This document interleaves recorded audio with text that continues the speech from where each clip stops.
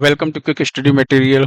आज 15 जुलाई से लेकर के 26 जुलाई तक जितने भी इंपॉर्टेंट क्वेश्चंस होंगे करंट अफेयर्स के, हम उन सभी क्वेश्चंस को यहाँ पर डिस्कस करेंगे। ठीक है। और जितना भी आपने पढ़ा है, जितना भी इंपॉर्टेंट है, उसको भी साथ में हम रिवाइज करते चलेंगे। तो पिछले 10 दिन का जो भी इंपॉर्टेंट करंट अफेयर्स है, चलिए उसको देखते हैं। पहले क्वेश्चन की तरफ चलते हैं।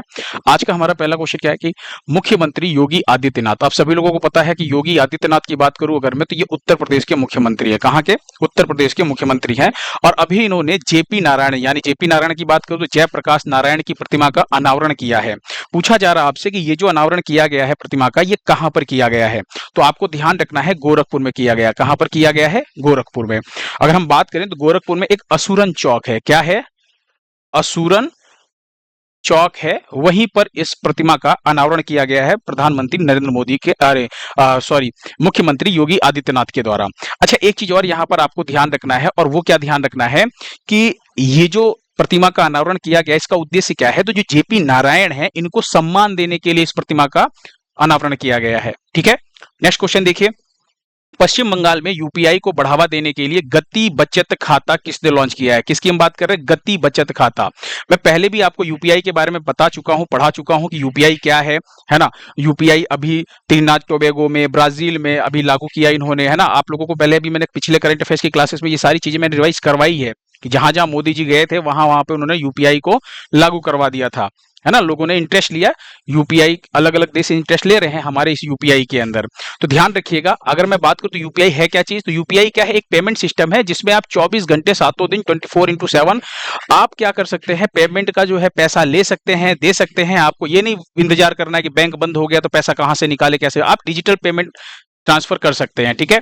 तो इसी यूपीआई को बढ़ावा देने के लिए कहां पर? तो पश्चिम बंगाल राज्य में बढ़ावा देने के लिए गति बचत खाता जो लॉन्च किया है, इसे लॉन्च किया है फिनो पेमेंट्स बैंक ने। किसने लॉन्च किया है? फिनो पेमेंट्स बैंक जो है, ये आपका बिल्कुल सही आंसर है।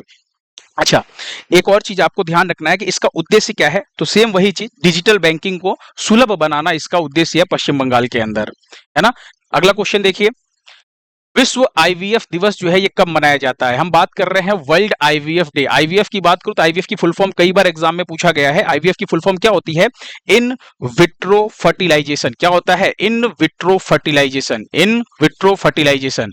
अच्छा, होता क्या है आईवीएफ? तो जो लोग ऐसे दंपति, ऐसे पेरेंट्स जो मतलब पेरेंट्स बनने में मतलब अक्षम होते हैं, जो नहीं बन पाते हैं, कुछ प्रॉब्लम्स आती है, वो आईवीएफ के द्वारा, है ना, माता पिता बन सकते हैं। तो इसी संदर्भ में विश्व आईवीएफ दिवस की अगर मैं बात करूं तो ये कब मनाया जाता है? तो ये हर साल 25 जुलाई को मनाया जाता है। कब मनाया जाता है? 25 जुलाई को। ऑप्शन बी जो है वो आपका बिल्कुल सही है। अच्छा, अभी अगर मैं बात करूं तो पिछले 10 दिनों के अंदर कौन कौन से इंपॉर्टेंट दिवस मनाए गए, उन दिवस की बात करते हैं।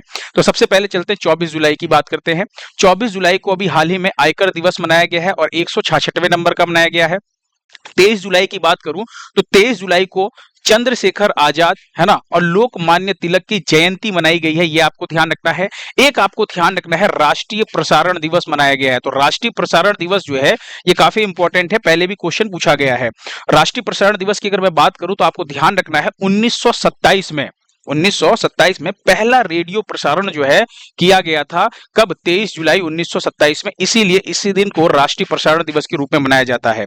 और जो 1927 में पहला रेडियो प्रसारण किया गया था, ये कहां से किया गया था? तो ये आपको ध्यान रखना है, मुंबई को तब बॉम्बे बोला जाता था, है ना।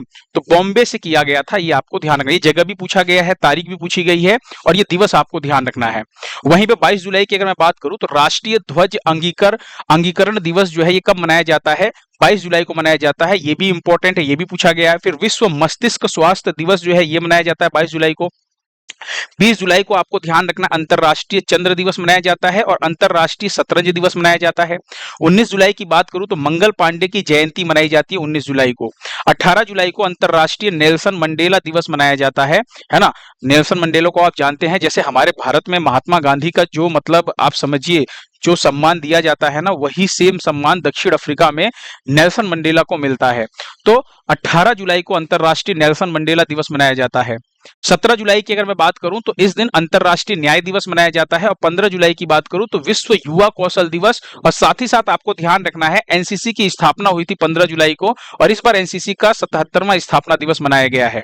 ठीक है। तो ये आपके जुलाई मंथ से रिलेटेड पिछले 10 दिनों को जो कुछ इंपॉर्टेंट दिवस थे, ये आपको ध्यान रखना है जो पूछे जाते हैं।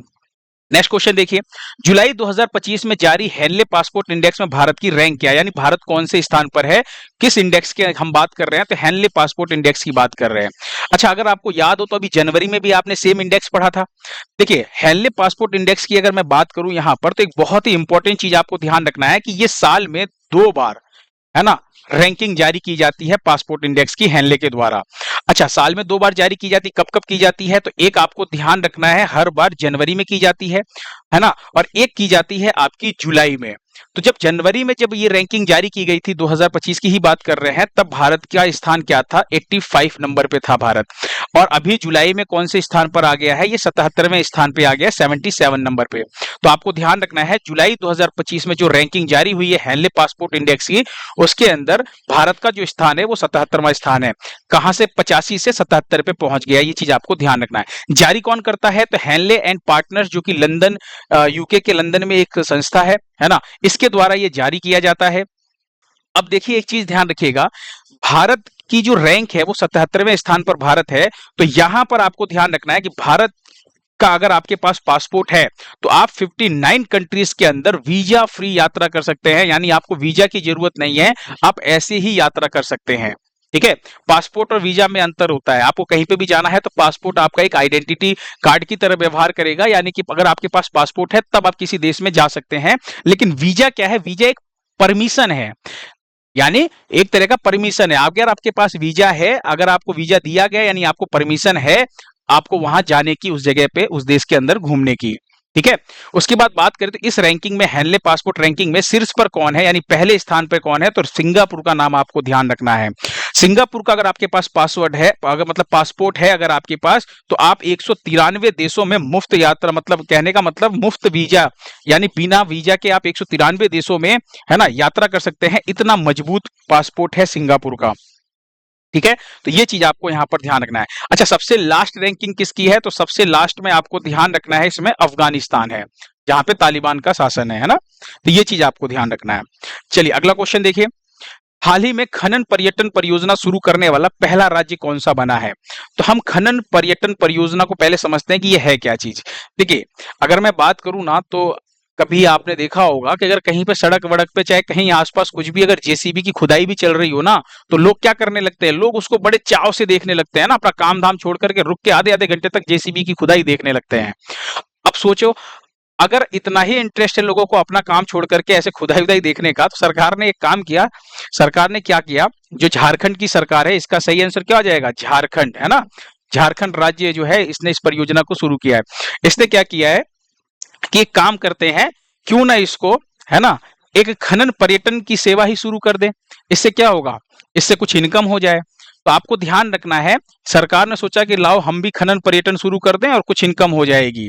अब यहां पर आपको ध्यान रखना है कि ये खनन पर्यटन परियोजना या जो प्रोजेक्ट शुरू करने वाला जो पहला राज्य बना है वो झारखंड बना है। अब इससे झारखंड सरकार की क्या होगी, इनकम होगी। यहाँ पे एक चीज आपको ध्यान रखना है कि इसको किस किस के सहयोग से किया गया है, तो झारखंड सरकार और कोल इंडिया की एक इकाई है सीसीएल। सीसीएल की फुल फॉर्म क्या होती है, सेंट्रल कोल फील्ड्स लिमिटेड होती है ना। इसके सहयोग से ये प्रोजेक्ट शुरू किया गया है ना। भारत का पहला है, इसलिए थोड़ा सा इंपॉर्टेंट रहने वाला है, ध्यान रखिएगा। अब होता क्या, जो खदान है इसके प्रवेश के पहले कुछ सेफ्टी स्टैंडर्ड यानी सुरक्षा और स्वास्थ्य मानकों का पालन करना अनिवार्य होगा। ऐसा नहीं है कि आपको खदान देखने जाना है कि कैसे काम हो रहा है तो आप ऐसे ही मुंह उठाए और चले गए, है ना। वहां पे भी कुछ सेफ्टी का स्टैंडर्ड रहता है भाई। जब काम करने वालों के लिए सेफ्टी रखा जाता है, हेलमेट पहनाया जाता है, कपड़े पहनाए जाते हैं, वैसे ही तो आप घूमने जाएंगे तो आपको भी उन सेफ्टी स्टैंडर्ड्स का पालन करना पड़ेगा। ठीक है, चलिए नेक्स्ट क्वेश्चन देखिए, ओलंपिक और पैरालंपिक में गोल्ड मेडल जीतने वाले को दिल्ली सरकार द्वारा कितनी पुरस्कार राशि दी जाएगी, किसके द्वारा, तो दिल्ली सरकार के द्वारा हम बात कर रहे हैं। तो अभी तक अगर हम बात करें तो दिल्ली सरकार के द्वारा अगर कोई गोल्ड मेडल जीतता था ओलंपिक या पैरालंपिक के अंदर, तो ना उसे 3 करोड़ रुपए दिए जाते थे। कितने करोड़ दिए जाते थे, 3 करोड़ रुपए। अब इसको बढ़ा करके आपको ध्यान रखना है कितना कर दिया गया है, इसको बढ़ा करके 7 करोड़ कर दिया गया है। ठीक है, कितना किया गया है, 7 करोड़ रुपया। ऑप्शन जो बी है वो आपका बिल्कुल सही हो जाएगा। अब यहां पर एक चीज ध्यान रखिएगा कि अगर ओलंपिक या पैरालंपिक में कोई भी गोल्ड मेडल जीतता है तो उसको ना दिल्ली सरकार के द्वारा 7 करोड़ रुपए की राशि दी जाएगी। यहां पर एक चीज ध्यान रखें, उद्देश्य क्या है, तो खेल को प्रोत्साहित करना इसका उद्देश्य है। समझ में आया? ये दिल्ली सरकार की ओलंपिक और पैरालंपिक पुरस्कार योजना है एक, जो आपको ध्यान रखना है। कुछ इंपॉर्टेंट पॉइंट्स की बात करें तो इसकी जो घोषणा की वो दिल्ली के खेल मंत्री आशीष सूद के द्वारा की गई है, और जो विजेता है उन विजेताओं को दिल्ली सरकार में सरकारी नौकरी भी दी जाएगी। यानी जो भी मेडल जीत करके आते हैं ओलंपिक में, उनको दिल्ली की जो गवर्नमेंट है उसमें गवर्नमेंट जॉब्स प्रोवाइड की जाएगी दिल्ली गवर्नमेंट में, है ना। और पुरस्कार राशि की बात करूं तो अगर कोई गोल्ड मेडल जीत करके आता है तो वो 7 करोड़ रुपए का हकदार रहेगा, पहले 3 करोड़ रुपए पाता था। सिल्वर मेडल अगर कोई जीत के आता है तो वो 5 करोड़ रुपए पाएगा, पहले 2 करोड़ मिलता था उसे। और ब्रॉन्ज मेडल जीत करके अगर कोई आएगा तो उसे ना 3 करोड़ रुपए मिलेंगे, यानी कि 1 करोड़ रुपए आप मान के चलिए पहले मिला करता था। तो अभी ये नई जो अपडेट है ये आपको ध्यान रखना है, नई पुरस्कार राशि है ना। चलिए नेक्स्ट क्वेश्चन देखिए। अगला क्वेश्चन क्या है हमारा, हाल ही में अशोक स्तंभ की प्रतिकृति का अनावरण किस देश में किया गया है? आपने ऐसा ना सिक्कों पे और नोटों पे ऐसा एक चिन्ह देखा होगा, ये कहां पर स्थित है? ये सारनाथ में स्थित है, उसी की हम बात कर रहे हैं। ये अशोक स्तंभ जो है इसकी प्रतिकृति का अनावरण जो है अभी हाल ही में श्रीलंका में किया गया। कहां पर किया गया है? श्रीलंका में। कब किया गया है तो आपको ध्यान रखना है 21 जुलाई को किया गया है। और श्रीलंका में कहां पर किया गया है तो वास्का डुआ एक जगह है। क्या है? वास्का डुआ जो है एक जगह है श्रीलंका में, है ना, वहां पर इसका अनावरण किया गया है। उद्देश्य क्या है? तो उद्देश्य यह है कि जो सम्राट अशोक है वो श्रीलंका के प्रति उनकी जो सेवा है उसको सम्मान देना। किसको? सम्राट अशोक। अगर हम बात करें अशोक स्तंभ की ही बात कर रहे हैं। अच्छा, यहाँ पे एक चीज ध्यान रखिएगा, सम्राट अशोक ने ऐसा क्या किया है? तो आपने अगर इतिहास पढ़ा हो, हिस्ट्री पढ़ा हो, तो उसमें आपने पढ़ा होगा कि बौद्ध धर्म के प्रचार के लिए अपने पुत्र और पुत्री को श्रीलंका भेजा था, जिनके प्रयासों से श्रीलंका में बौद्ध धर्म की क्या हुई थी? स्थापना हुई थी, है ना। तो आपको ये चीज ध्यान रखना है। उनके पुत्र पुत्रियों का नाम भी पूछ लेता है, अरहंत पुत्र का नाम है और संघमित्रा जो है उनकी पुत्री का नाम है सम्राट अशोक के। अच्छा, ऐसा ही बौद्ध उत्सव की अगर हम बात करें तो आपने देखा होगा हाल ही में कटारा गामा, इसकी बात कर रहे हैं, कटारा गामा एसाला महोत्सव, कटारा गामा एसाला महोत्सव मनाया गया था। इसके अलावा ये श्रीलंका में मनाया गया त्योहार है। इसके अलावा एक बौद्ध उत्सव मनाया गया था पोसान पोया, पोसान पोया, ये भी कहां पर? श्रीलंका में मनाया गया था, एक उस महोत्सव है। एक वेसाक, है ना, पढ़ा होगा आपने, वेसाक पोया महोत्सव जो है ये भी एक बौद्ध उत्सव है, ये भी श्रीलंका में मनाया गया। तो अभी श्रीलंका में ये तीनों फेस्टिवल मनाए गए हैं, तो ये आपको ध्यान रखना है। अच्छा, वहीं पे अगर हम बात करें यहाँ पे अशोक जो ये स्तंभ है, अशोक स्तंभ की अगर मैं बात करूं यहाँ पर तो आपको ध्यान रखना है ये कहां पर स्थित है। तो ये जो अशोक स्तंभ है ये सारनाथ में स्थित है। कहां पर स्थित है? सारनाथ में स्थित है। मैं बात करूं अगर तो इसके ऊपर आपको चारों तरफ से ना 4 सिंह दिख रहे होंगे, शेर दिख रहे होंगे, है ना, चारों तरफ आपको 4 शेर दिख रहे होंगे। इसे सम्राट अशोक ने बनवाया था। कब बनवाया था? 250 ईसा पूर्व में इसको बनवाया गया था सम्राट अशोक के द्वारा। अच्छा, इसी के अंदर एक नीचे एक लाइन लिखी गई है सत्यमेव जयते, जो कि मुंडोपनिषद से ली गई है, उस लाइन को लिया गया है। और ये कई बार पूछा गया है ना, कि सत्यमेव जयते जो है कहां से लिया गया है? तो मुंडक उपनिषद आपको ध्यान रखना है। समझ में आया?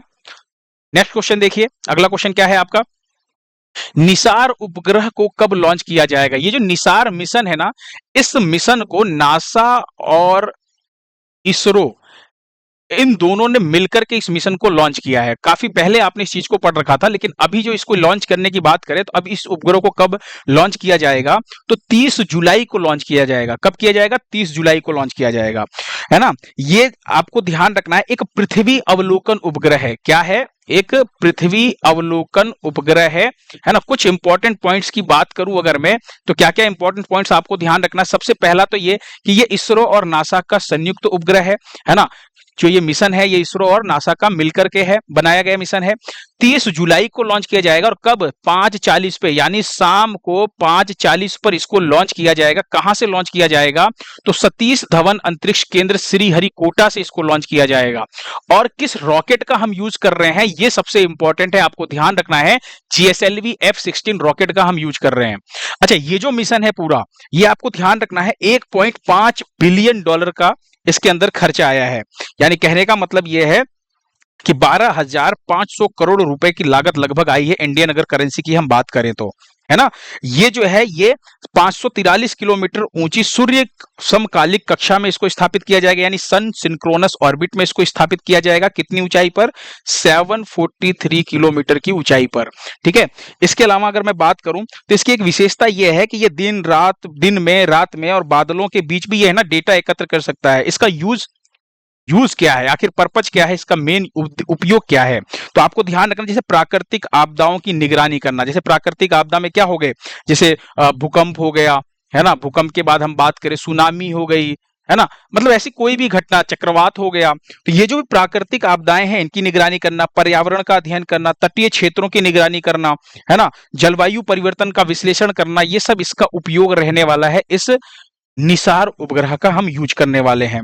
वहीं पे एक और चीज आपको ध्यान रखना है, एक ड्रोर, DROR, ड्रोर 1, एक ड्रोर 1 उपग्रह जो है इस सैटेलाइट को भी लॉन्च किया गया है। इसे किसने लॉन्च किया है? तो आपको ध्यान रखना है, इजराइल ने लॉन्च किया है। किसने लॉन्च किया है? इजराइल ने।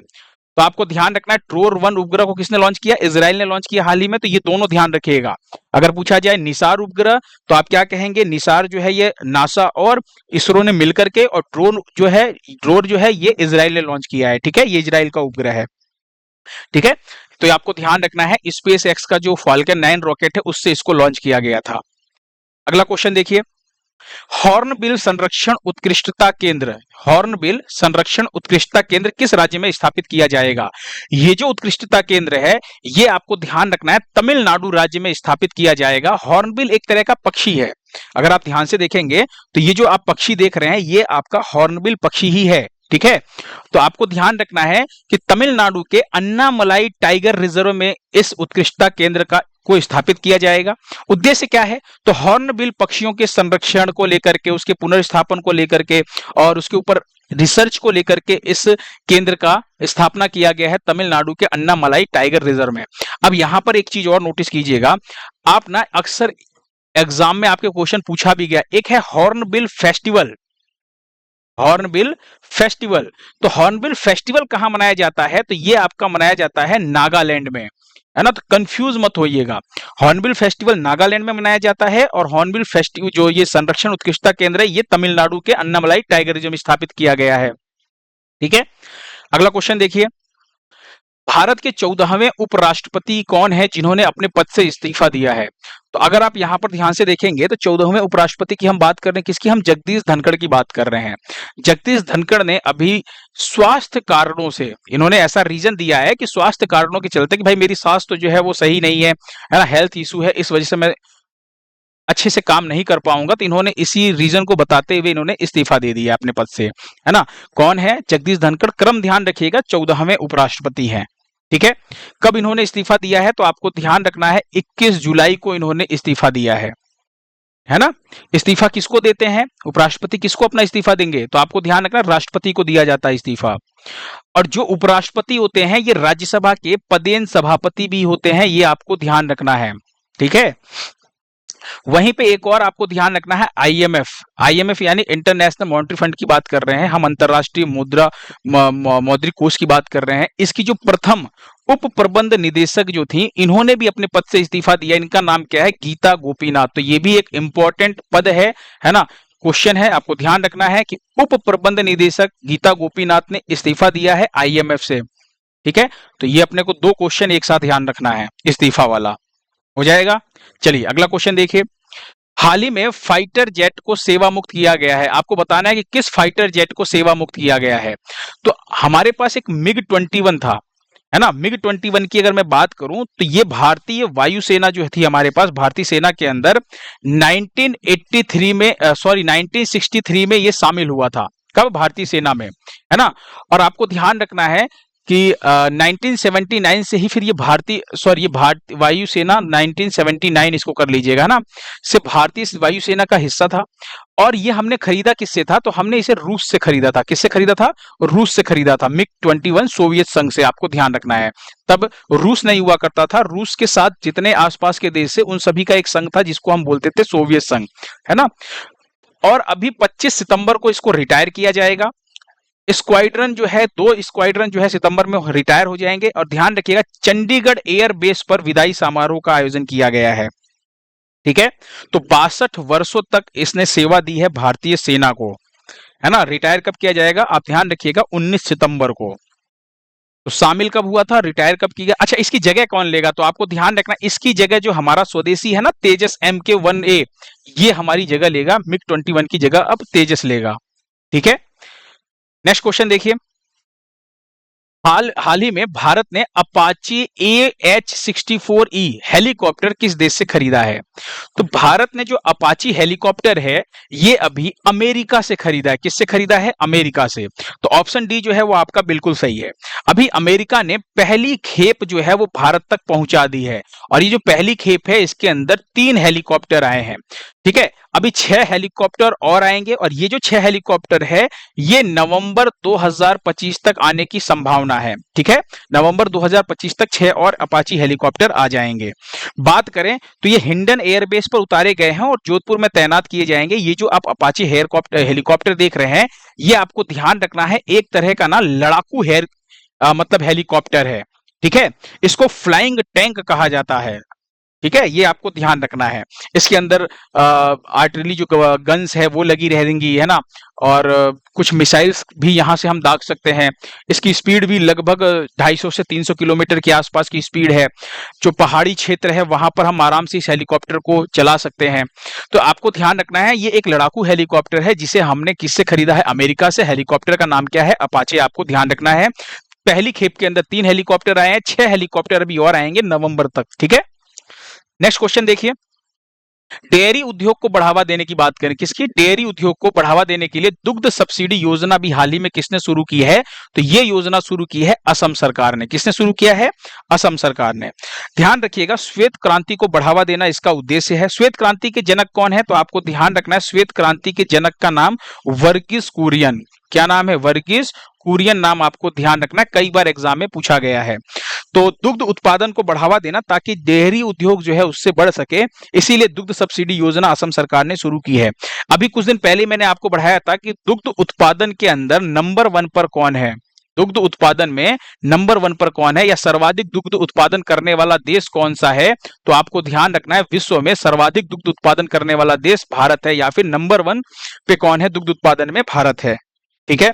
अगला क्वेश्चन देखिए, हाल ही में भारतीय तेल रिफाइनरी, एक भारतीय तेल रिफाइनरी कंपनी नाम है उसका नायरा एनर्जी लिमिटेड, अभी इसके ऊपर प्रतिबंध किसने लगाया है, यानी इसको बैन किसने किया है। तो आपको ध्यान रखना है यूरोपियन यूनियन, यानी यूरोपीय जो संघ है इसने इसके ऊपर बैन लगाया है।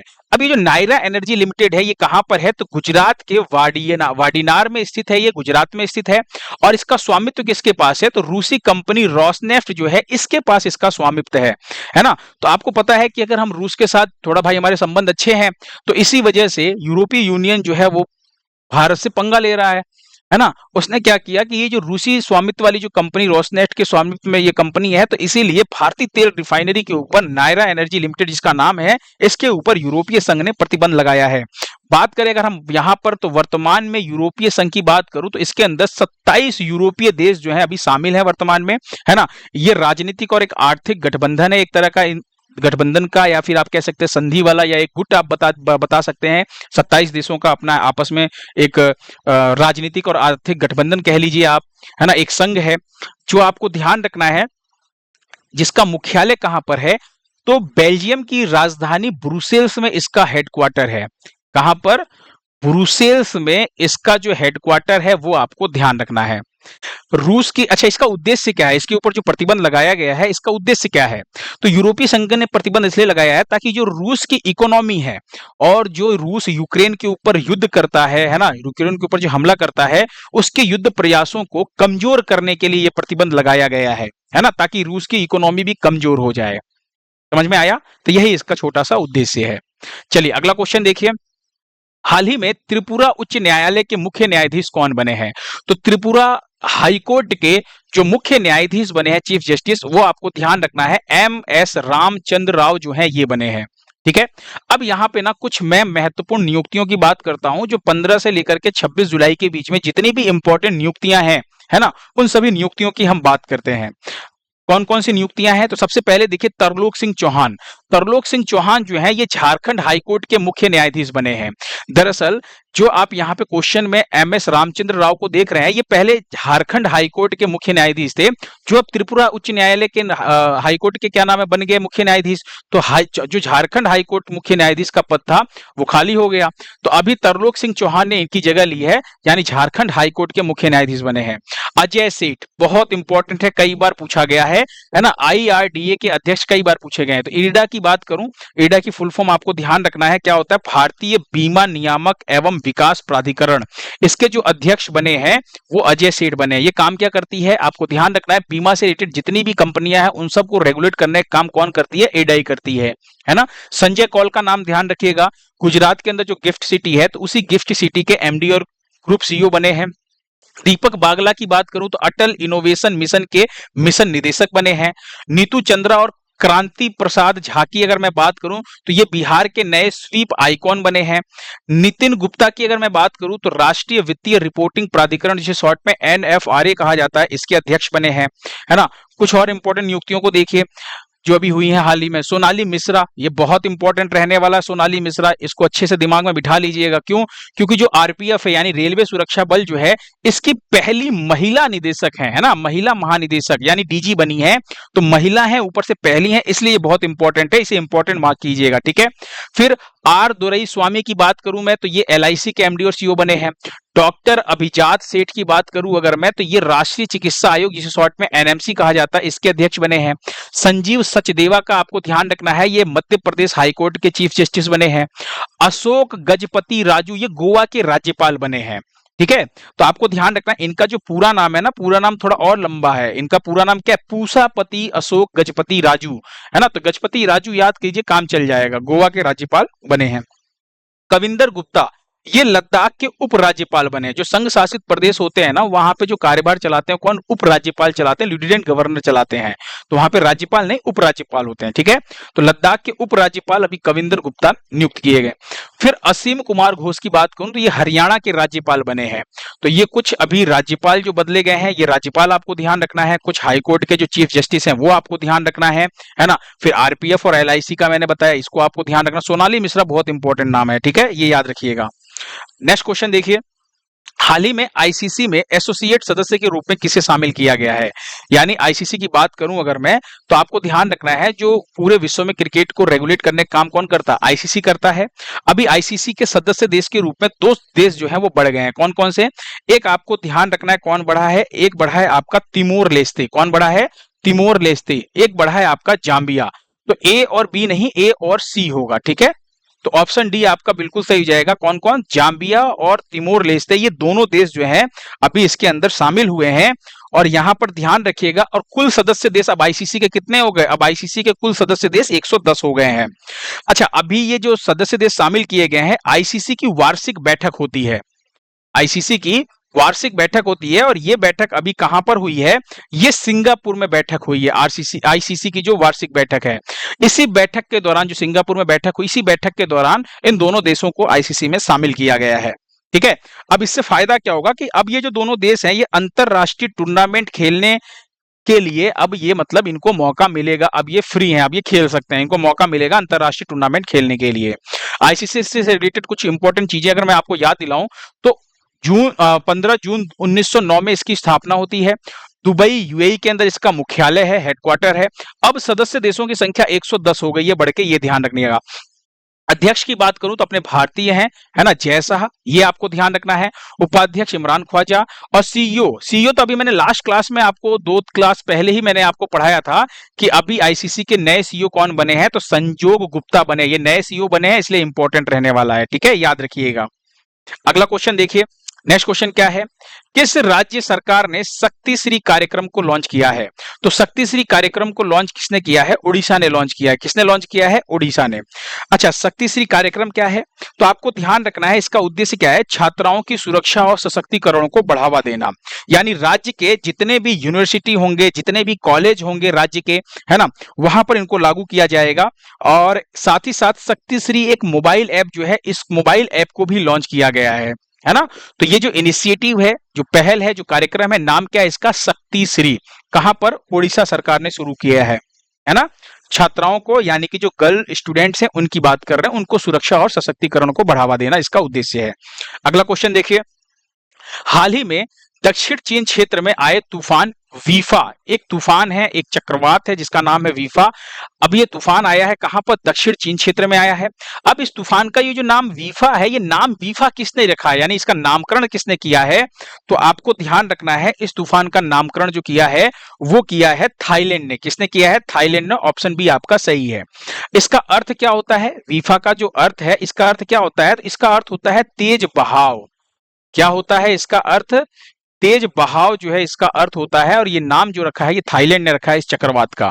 इससे प्रभावित क्षेत्र कौन कौन से हैं? तो एक तो दक्षिणी चीन प्रभावित हो रहा है ना, यानी चीन के साथ साथ वियतनाम, फिलीपींस, और साथ ही साथ आपको ध्यान रखना लाओस, है ना। लाओस में भी जो है इसने अपना कहर मचाया है। तो इन सब देशों के अंदर यहाँ पर ना बड़ी परेशानी देखने को हुई है इन लोगों को, है ना, काफी नुकसान हुआ है इनका। तो आपको बस इतना ध्यान रखना है कि ये तूफान का नामकरण किसने किया है? नाम वीफा नाम है, रखा किसने है? थाईलैंड ने। कहाँ आया है? तो दक्षिण चीन क्षेत्र से ये आया है। ठीक है, अगला क्वेश्चन देखिए, वी.एस. अच्युतानंदन किस राज्य के पूर्व मुख्यमंत्री थे जिनका हाल ही में निधन हुआ है? तो वी.एस. अच्युतानंद को आप यहां पर देख रहे हैं, ये सीपीआईएम, है ना, जो कम्युनिस्ट पार्टी है हम उसकी बात कर रहे हैं, है ना। उस पार्टी से ये आपको ध्यान रखना है, ये मुख्यमंत्री थे। और अगर मैं बात करूं तो ये केरल, किसके? केरल के पूर्व मुख्यमंत्री थे जिनका अभी हाल ही में क्या हुआ है? निधन हुआ है। 101 वर्ष की आयु में इनका निधन हुआ है। और ये मुख्यमंत्री कब से कब तक थे? तो 2006 से लेकर के 2011 तक मुख्यमंत्री थे केरल के। ठीक है, तो ये आपको ध्यान रखना है। नाम क्या है? वी.एस. अच्युतानंदन। अच्छा, पिछले 10 दिनों में और कौन कौन से निधन हुए हैं वो निधन देखिए एक बार। एक आपको ध्यान रखना है फौजा सिंह का नाम। फौजा सिंह जो है ये दुनिया के सबसे बुजुर्ग मैराथन धावक थे, है ना, इनका भी हाल ही में निधन हुआ है। बी सरोजा देवी का नाम आपको ध्यान रखना है, ये साउथ इंडिया है वहां की एक अभिनेत्री है, एक्ट्रेस है ना, ये आपको ध्यान रखना है। सलीम अख्तर की बात करूं तो वरिष्ठ उर्दू समाचार वाचक थे, इनका निधन हुआ है। गुलाम नबी शाह की बात करूं अगर मैं, तो कश्मीरी गायक जो है इनका निधन हुआ है। अगला क्वेश्चन देखिए, बेस्ट मैजिक क्रिएटर अवार्ड 2025 किसे प्रदान किया गया है? तो बेस्ट मैजिक क्रिएटर अवार्ड 2025 की अगर मैं बात करूं तो ये प्रदान किया गया है सुहानी शाह को। ऑप्शन बी जो है आपका बिल्कुल सही है। कहां पर प्रदान किया गया है? तो इटली के अंदर एक कार्यक्रम हुआ था, है ना, FISM जिसका शॉर्ट में नाम था। इसी कार्यक्रम के दौरान इटली में इनको ये प्रदान किया गया है पुरस्कार। और हाँ, एक और चीज ध्यान रखिएगा, आपने इनको अक्सर यूट्यूब पे देखा होगा, बाबा बागेश्वर से भी कई बार बहस करते हुए आपने देखा होगा इनको, है ना, कि ये फेस रीडिंग का काम करते हैं। और ये एक इंडियन मैजिशियन है, माइंड रीड करने का काम करती है। नाम है इनका सुहानी शाह, एक यूट्यूबर भी है, यूट्यूब पे इनका चैनल भी है ना। और जादू की दुनिया का ऑस्कर कहा जाता है मैजिक क्रिएटर अवार्ड को। ठीक है, तो बेस्ट मैजिक क्रिएटर अवार्ड जो दिया गया सुहानी शाह को। और यहां पर एक चीज ध्यान रखिएगा, इस अवार्ड को जीतने वाली ये पहली भारतीय बनी है। क्या बनी है? पहली भारतीय बनी है इस अवार्ड को जीतने वाली, इसलिए थोड़ा सा इंपॉर्टेंट रहेगा आपके लिए, है ना। और ये सम्मान जो है इनको ऑनलाइन प्लेटफॉर्म पर जादू को लोकप्रिय बनाने के लिए दिया गया है इनको। ये आपने देखा होगा ना कि पुलिस डिपार्टमेंट में भी इन्होंने बोला था काफी कि आप अपना पासवर्ड, महाराष्ट्र पुलिस का जब वो सम्मेलन चल रहा था, आप अपना पासवर्ड क्या नाम है मुझे मत बताइए, फिर भी मैं आपके फोन का लॉक खोल दूंगी, है ना। आप कुछ भी सोचिए, मैं आपके मन की बात बता दूंगी, यानी फेस रीडिंग का काम करते। तो इनका काफी पॉपुलर चल रहा था, जैसे बाबा बागेश्वर करते थे, है ना, वैसी सेम। चलिए नेक्स्ट क्वेश्चन देखिए। अब हम पुरस्कार और सम्मान की बात करें तो पिछले 15 से 26 जुलाई के बीच में कौन कौन से इंपॉर्टेंट पुरस्कार हैं? तो एक है आपको संयुक्त राष्ट्र मंडेला पुरस्कार 2025, ये ब्रेंडा रेनॉल्ड्स और केनेडी ओडेडो को दिया गया है, ये आपको ध्यान रखना है। ठीक है, इसके अलावा अगर मैं बात करूं भारतीय भू स्थानिक व्यवसाय पुरस्कार 2025 जो है ना, ये किसको दिया गया है? तो ये INCOIS संस्थान को दिया गया है। फिर कलिंग रत्न पुरस्कार 2024 की बात कर रहे हैं हम, है ना, कालिंग नहीं है कलिंग है, कलिंग रत्न पुरस्कार 2024 वाला अभी दिया गया है, जो केंद्रीय शिक्षा मंत्री हैं धर्मेंद्र प्रधान, इनको दिया गया है। तो कलिंग रत्न पुरस्कार ध्यान रखिएगा। पॉलीग्रास मैजिक स्किल अवार्ड ध्यान रखिएगा, ये जो है ये एक अंतरराष्ट्रीय हॉकी अवार्ड है। क्या है? एक अंतरराष्ट्रीय हॉकी अवार्ड है जो भारतीय हॉकी खिलाड़ी दीपिका को दिया गया है महिला कैटेगरी में, और पुरुष कैटेगरी में विक्टर वेनगेज को दिया गया है। और ये कहाँ के हैं, तो ये आपको ध्यान रखना है, ये बेल्जियम के हैं, है ना, कहाँ के, बेल्जियम के खिलाड़ी हैं। तो बेल्जियम के खिलाड़ी को पुरुष कैटेगरी का अवार्ड दिया गया है और भारत की खिलाड़ी को महिला कैटेगरी का अवार्ड दिया गया है। फिर बात करते हैं पेन प्रिंटर पुरस्कार 2025, लीला अबुलेला को पेन प्रिंटर पुरस्कार 2025 दिया गया है। वहीं पे पेन अनुवाद पुरस्कार जो दिया गया 2025 वाला, ये गीतांजलि श्री को दिया गया है। ठीक है, अगला क्वेश्चन देखिए, नेक्स्ट क्वेश्चन क्या है, हाल ही में द रेजिस्टेंस फ्रंट यानी जिसे शॉर्ट में टीआरएफ कहा जाता है को किस देश ने आतंकी संगठन घोषित किया है। तो अभी इस रेजिस्टेंस फ्रंट यानी टीआरएफ को किसने आतंकी घोषित किया है, आतंकी संगठन, तो अमेरिका ने घोषित किया है। अच्छा, इससे पहले भारत ने घोषित किया था, इससे पहले भारत जो है इसको ये घोषित कर चुका है कि भैया ये जो है ये एक आतंकवादी संगठन है ना, भारत ने पहले इसको आतंकी संगठन घोषित कर रखा है। आपको याद है पहलगाम हमला, जो पहलगाम हमला हुआ था उसकी जिम्मेदारी किसने ली थी, इसी टीआरएफ ने इसकी जिम्मेदारी ली थी कि भैया हमने ही पहलगाम हमला किया है। और ये जो टीआरएफ है ये पाक समर्थित, मतलब आप समझिए ये टीआरएफ जो ये पाक समर्थित है ना, और लश्कर ए तैयबा का ना मुखौटा संगठन माना जाता है, यानी उसके आगे रहकर ये काम करता है। ठीक है, नेक्स्ट क्वेश्चन देखिए, अगला क्वेश्चन क्या है, 56वां भारतीय फिल्म महोत्सव IFFT 2025 कहां आयोजित होगा। तो भारतीय फिल्म महोत्सव की अगर हम बात करें यहाँ पर अंतरराष्ट्रीय भारतीय अंतरराष्ट्रीय फिल्म महोत्सव, भारतीय अंतरराष्ट्रीय, यहाँ पे बीच में अंतरराष्ट्रीय कर लीजिएगा, है ना, भारतीय अंतरराष्ट्रीय फिल्म महोत्सव, इसका 56वां संस्करण का आयोजन कहाँ पर, गोवा में किया जा रहा है। ज्यादातर ये गोवा में ही किया जाता है। अगर आप पिछले 2-3 साल से लगातार पढ़ रहे होंगे ना, तो आपको ये चीज महसूस हुई होगी कि ये जो IFFI नहीं है, सॉरी ये आई है ना, IFFI जो है ये अक्सर इसका आयोजन जो होता है वो लोग लगभग गोवा में ही किया जाता है। अच्छा, कुछ इंपॉर्टेंट पॉइंट्स को देखते हैं यहाँ पर, कब किया जा रहा है इसका आयोजन, तो 20 से लेकर के 28 नवंबर तक इसका आयोजन किया जाएगा। साथ ही साथ आपको ध्यान रखना है सूचना एवं प्रसारण मंत्रालय, NFDC और गोवा सरकार के द्वारा ये तीनों लोग मिलकर के इसका आयोजन करेंगे। महोत्सव के निर्देशक कौन है, तो शेखर कपूर का नाम ध्यान रखना। थीम ध्यान रखिएगा, वेव्स फिल्म बाजार के माध्यम से भारत को वैश्विक कंटेंट हब के रूप में प्रस्तुत करना इसकी थीम है। ठीक है, तो कहां पर आयोजन किया जाएगा, गोवा में किया जाएगा और 20 से 28 नवंबर में किया जाएगा। अभी काफी टाइम है इसका आयोजन होने में। ठीक है, नेक्स्ट क्वेश्चन देखिए, अंतरराष्ट्रीय रसायन विज्ञान यानी केमिस्ट्री साइंस की बात कर रहे हैं हम, अंतरराष्ट्रीय रसायन विज्ञान ओलंपियाड 2025 में भारत ने कुल कितने मेडल जीते हैं, तो कुल भारत ने इसके अंदर 4 मेडल जीते हैं। कितने मेडल जीते हैं, 4 मेडल जीते हैं, आपको ध्यान रखना है। ठीक है, और एक चीज यहां पर नोटिस कीजिएगा, ये जो 4 मेडल भारत ने जीते हैं इसमें से 2 तो क्या है अपने पास गोल्ड है और 2 क्या है सिल्वर है, 2 क्या है सिल्वर है और 2 गोल्ड है। तो ये दोनों ही चीज आपको यहां पर ध्यान रखना है। एक चीज यहां पर मैं और आपको समझाते चलूं, ऐसे क्वेश्चंस जो होते हैं ना अक्सर एग्जाम्स के अंदर ना पूछे जाते हैं और बनते भी हैं। तो ये जो क्वेश्चंस इस टाइप के होते हैं ना, वो क्वेश्चंस आपको ध्यान रखना ही रखना है ना, गलती नहीं करनी है कि हमने छोड़ दिया और काम चल जाएगा, तो ऐसा कुछ नहीं है। और यहाँ पर एक चीज और आपको नोटिस करना है, और वो क्या है कि इस बार संस्करण कौन सा है। तो इस बार जो संस्करण है ये 57वां संस्करण है, और कहां पर इसका आयोजन हुआ है, दुबई UAE के अंदर इसका आयोजन किया गया है। याद हो जाएगा।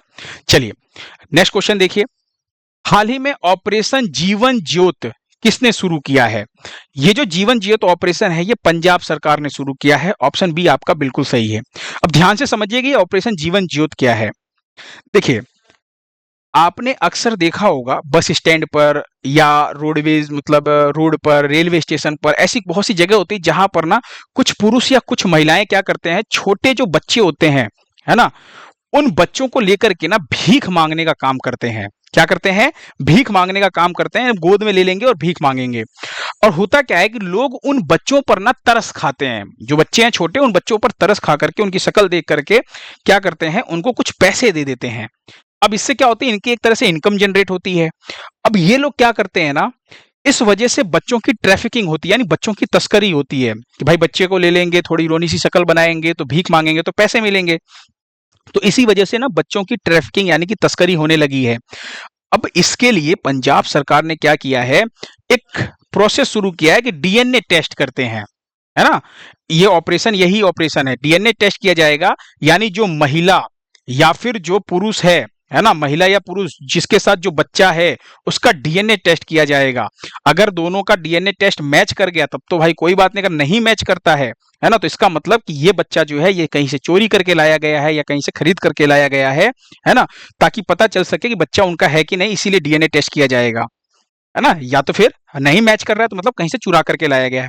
इस तरह से बच्चों की तस्करी पर रोक लगाना इसका उद्देश्य है। आप यहाँ पर इमेज में ध्यान से देखिए, ये आदमी खड़ा है ना, ये बच्चे को लेकर के क्या कर रहा है, भीख मांग रहा है ना। ऐसा ही आपने देखा होगा, ज्यादातर आप लोगों ने देखा होगा महिलाओं को, बहुत सी महिलाएं हैं जो छोटे बच्चों को लेकर के भीख मांगने लगती हैं और बच्चे की शकल देख करके लोग तरस खा करके ये काम करते हैं कि पैसे देते हैं, और ये गलत तरीके से लोग मतलब वो करते हैं, ठीक है। तो चलिए कोई बात नहीं, ये चीज आपको बस इस ऑपरेशन को ध्यान रखना है, इसी मतलब बच्चों की तस्करी को रोकना एक तरह का ऑपरेशन है। आप समझ गए होंगे, इतनी सिंपल लैंग्वेज मैंने इस चीज को समझाया है, ठीक है। चलिए अगला क्वेश्चन देखिए, अगला क्वेश्चन क्या है, पहली भारतीय ओपन एथलेटिक्स मीट की मेजबानी किसने की है? ये एथलेटिक्स नहीं, एथलेटिक्स है। क्या है? एथलेटिक्स मीट की मेजबानी जो की है वो आपको ध्यान रखना है बिहार ने की है। कहां पर? ऑप्शन बी जो सी जो है आपका बिल्कुल सही है, पटना के पाटलिपुत्र स्पोर्ट्स कॉम्प्लेक्स में किया है। पटना के, कहां के? पटना के। अब एक चीज यहां पर ध्यान रखिएगा, ये जो है ये पहली बार इसका आयोजन किया जा रहा है, इसलिए ये थोड़ा सा इंपॉर्टेंट रहने वाला है, ठीक है। कहां पर? पटना के पाटलिपुत्र स्पोर्ट्स कॉम्प्लेक्स में, और ये बिहार के अंदर पहली बार हो रहा है भारतीय ओपन एथलेटिक्स मीट, इसलिए ये इंपॉर्टेंट रहेगा, याद रखिएगा। हाँ चलिए नेक्स्ट क्वेश्चन देखिए, सरकारी कार्यस्थलों पर महिलाओं के स्वास्थ्य और कल्याण को बढ़ावा देने के लिए महिला आरोग्यम कक्ष का उद्घाटन जो है ये कहां हुआ है? तो इस महिला आरोग्यम कक्ष का जो उद्घाटन हुआ है ये नई दिल्ली में हुआ है। ऑप्शन जो ए है वो आपका बिल्कुल सही है, नई दिल्ली में ही स्थित है एक शास्त्री भवन। क्या स्थित है? शास्त्री भवन, है ना, यहीं पर इस महिला आरोग्यम कक्ष का उद्घाटन किया गया है। उद्घाटन किसने किया है? तो आपको ध्यान रखना है, अर्जुन मेघवाल का नाम, केंद्रीय मंत्री है अर्जुन मेघवाल, है ना, इन्होंने ही इसका उद्घाटन किया है, याद हो जाएगा। चलिए अगला क्वेश्चन देखिए, भारतीय पुरातत्व संरक्षण जिसे शॉर्ट में हम क्या बोलते हैं? एएसआई बोलते हैं। क्या बोलते हैं? एएसआई ने किस राज्य के लुंगफुन रोपुई को राष्ट्रीय महत्व का स्मारक घोषित किया है?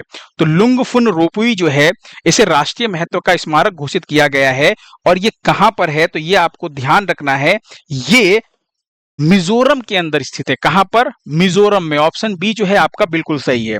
दरअसल ये जो लुंगफुन रोपुई है ये महापाषाण युग का एक स्थल है। यहाँ पे आप पत्थर की कलाकृतियां देख रहे हैं, है ना, ये महापाषाण युग आपको ध्यान रखना है, उसका एक स्थल है, नाम क्या है इसका? लुंगफुन रोपुई। इसको राष्ट्रीय महत्व का स्मारक घोषित किया गया है एएसआई के द्वारा, जो कि मिजोरम में स्थित है। अगला क्वेश्चन देखिए, भारत की पहली रोरो फेरी सेवा का शुभारंभ जो है वो कहां किया गया है? पहले तो ये समझिए ये फेरी सेवा क्या होता है, रोरो फेरी सेवा होती क्या है? तो रोरो फेरी सेवा का मतलब ये है, जैसे मान लीजिए, है ना, आप एक नदी है ना, और आपको यहां से ना बहुत इसका लंबा रास्ता है जो पार करके इधर की तरफ आपको जाना है ना, आपको जाना यहां पर है और आपको यहां से इधर जाना है, तो बहुत लंबा रास्ता होता है। तो आप ना अपने वाहन को लेकर के जाएंगे तो एक बहुत लंबा समय लगेगा, जैसे आपके पास कार है, बाइक है, टैक्सी है।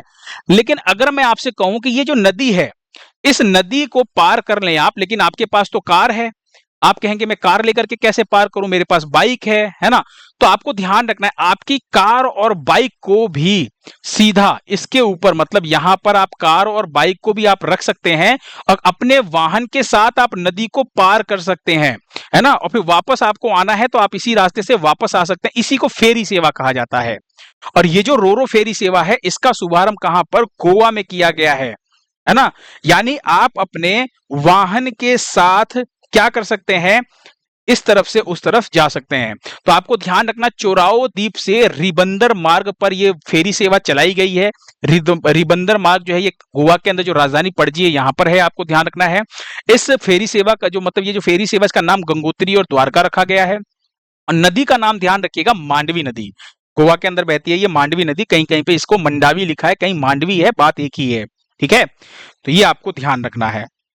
आगे बढ़े, है ना, कहने का मतलब सिंपल सा कि जो यात्री हैं, जो पैसेंजर है, वो सीधा अपने वाहन के साथ, अपनी गाड़ी के साथ फेरी पर चढ़ सकते हैं और उतर सकते हैं, यानी अपने वाहन के साथ ही एक तरफ से दूसरे तरफ आ जा सकते हैं। चलिए अगला क्वेश्चन देखिए, साउथहैम्पटन विश्वविद्यालय का कैंपस भारत में कहां स्थापित किया गया है? तो ये जो साउथहैम्पटन विश्वविद्यालय है, ये आपको ध्यान रखना है, ये इंग्लैंड का है। कहां का है? ये आपको ध्यान रखना है, इंग्लैंड का विश्वविद्यालय, इंग्लैंड की यूनिवर्सिटी है, जिसका अभी जो कैंपस है ये भारत के गुरुग्राम कहां पर है? तो आपको ध्यान रखना है, हरियाणा में स्थित है, यहां पर स्थापित किया गया है। इसका उद्घाटन किसने किया है? धर्मेंद्र प्रधान ने इसका उद्घाटन किया, जो केंद्रीय शिक्षा मंत्री हैं। और ये जो इमेज देख रहे हैं, यही है आपका साउथहैम्पटन यूनिवर्सिटी, जो कि कहां पर? इंग्लैंड में स्थित है। नेक्स्ट क्वेश्चन देखिए, सिम्बेक्स अभ्यास 2025 का आयोजन भारत और किस देश के बीच हुआ है?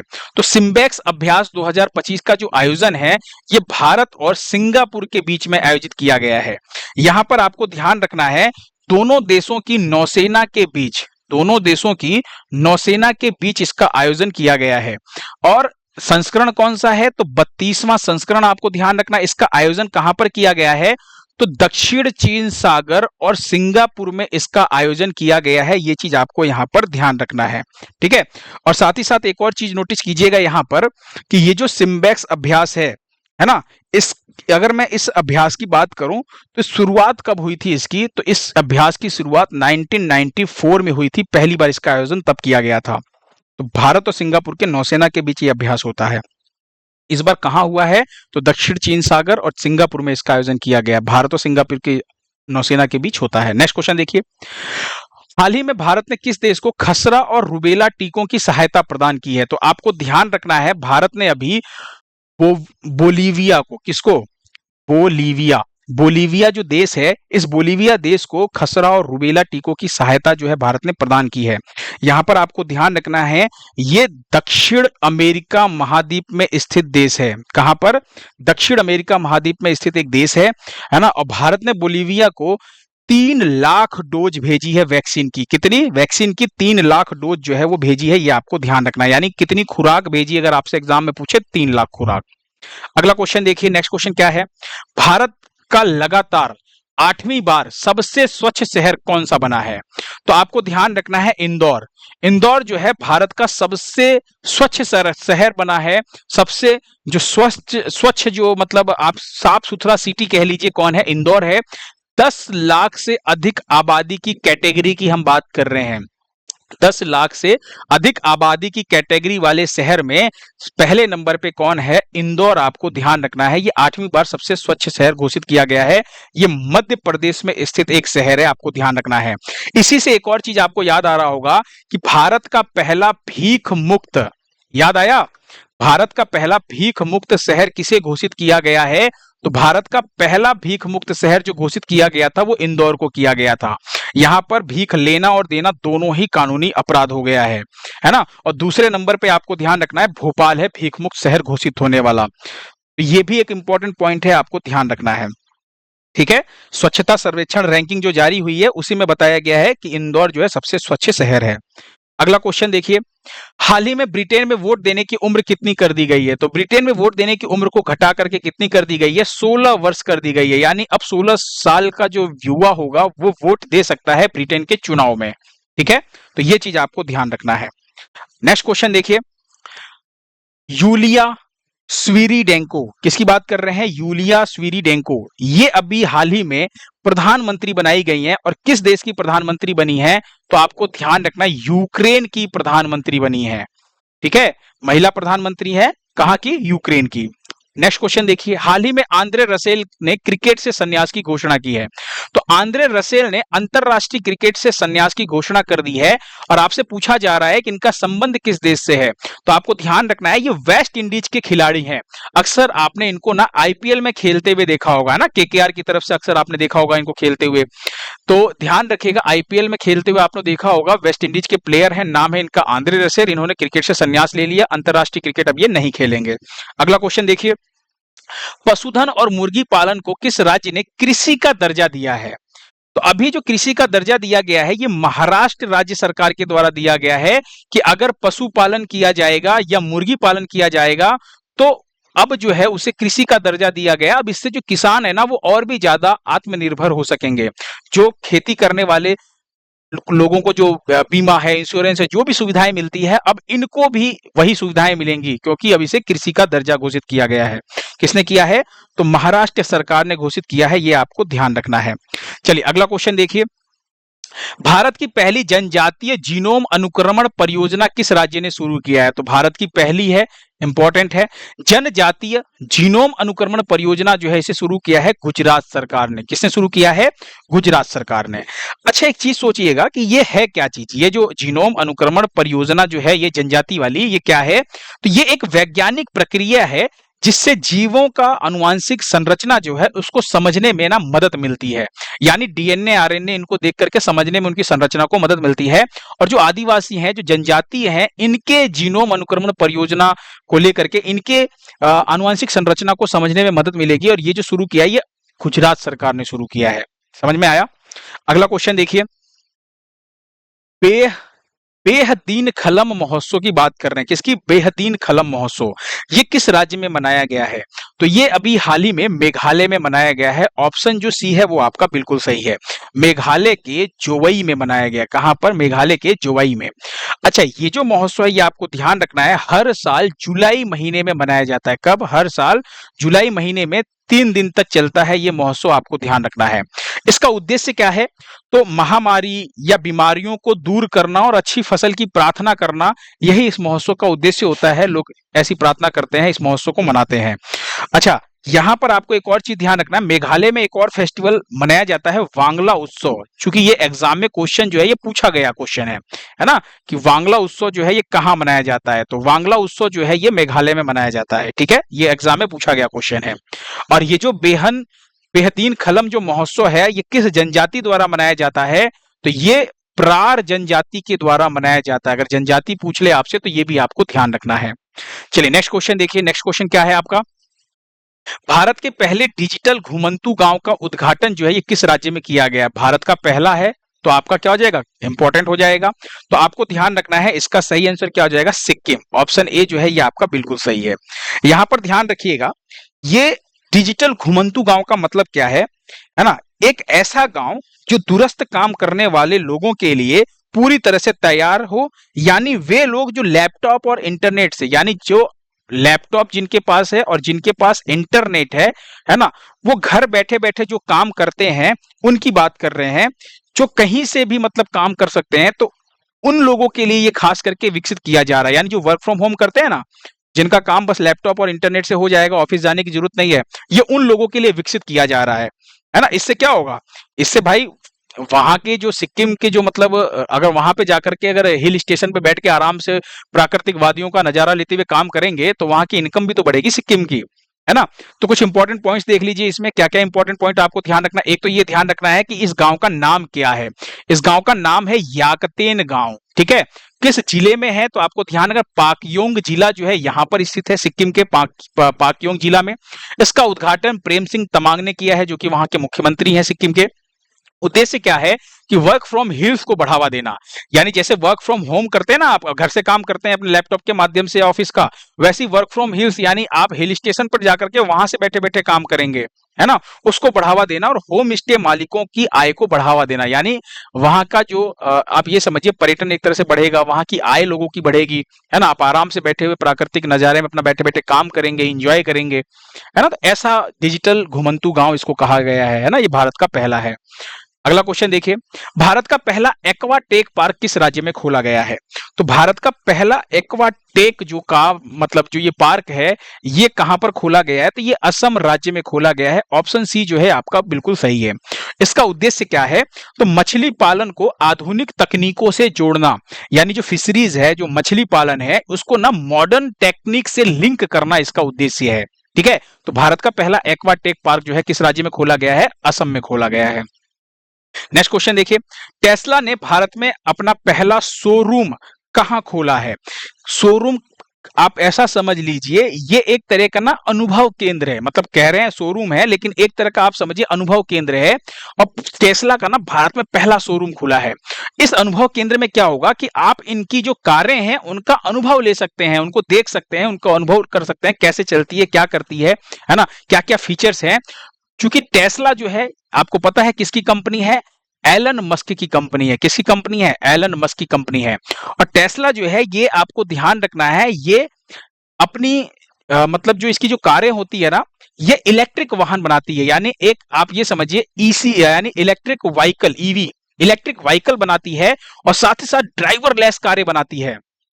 ये जो है ये ड्राइवर लेस कारें भी बनाती है, इसीलिए ये काफी फेमस है। इलेक्ट्रिक कार बनाती है, ड्राइवर लेस कार बनाती है। टेस्ला कंपनी बहुत बड़ी कंपनी है, एलन मस्क की कंपनी है। और अभी भारत में पहला शोरूम जो खोला है इसने मुंबई में खोला है। कहां पर, मुंबई में। समझ में आया। अब यहां पर एक और चीज आपको ध्यान रखना है कि टेस्ला ने भारत में अपनी कारों के लिए एको और लिबर्टी जनरल इंश्योरेंस को बीमा साझेदार चुना है। यानी इंश्योरेंस कंपनी के तौर पर इन दोनों कंपनियों को चुना है टेस्ला ने, है ना। आप गाड़ी खरीदते हैं तो उसका इंश्योरेंस भी तो करना पड़ता है ना, तो इन दोनों कंपनियों को बीमा साझेदार के रूप में चुना है टेस्ला ने। ठीक है, नेक्स्ट क्वेश्चन देखिए। भारत का पहला एआई कैंपस जो है ये कहां खोला जाएगा। तो भारत का पहला एआई कैंपस जो है ये अमरावती में खोला जाएगा। ऑप्शन बी जो है ये आपका बिल्कुल सही है।